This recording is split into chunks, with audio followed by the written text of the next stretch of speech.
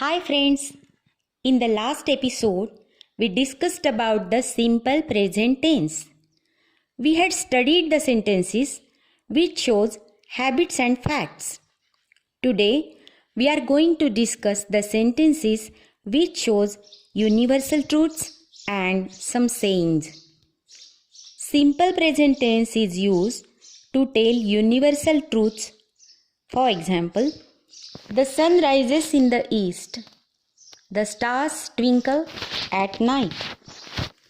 Human beings are the most brilliant animals on this earth. Jupiter is the biggest planet in our solar system. Water is a compound of oxygen and hydrogen. All living beings require oxygen for breathing. The process of photosynthesis occurs in sunlight. O positive is a donor blood group. So all above sentences tells about universal truths. All over the world, oxygen is required for respiration and plants prepare starch in sunlight. These all things are called universal truths.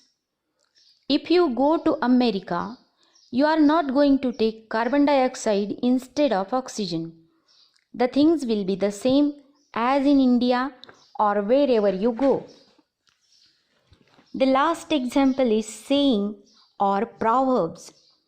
The proverbs and noble thoughts are always in simple present tense. For example, things of beauty is a joy forever. The child is the father of the man.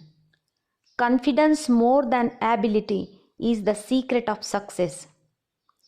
Too many cooks spoil the cake. Slow but steady wins the race.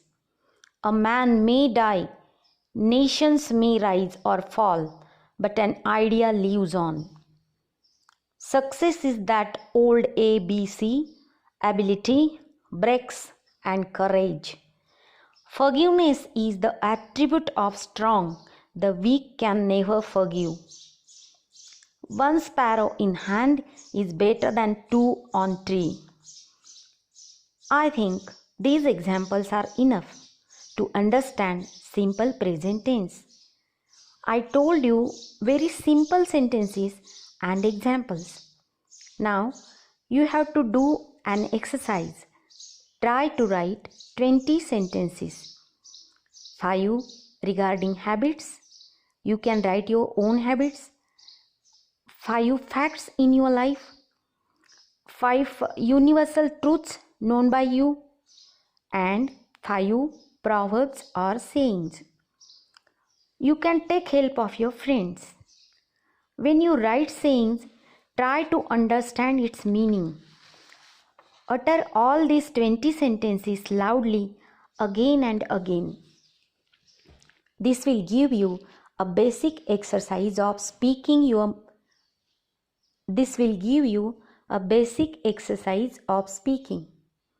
Your muscles will be habitual to the utterances of foreign language, as well as you will get a good practice of simple present tense.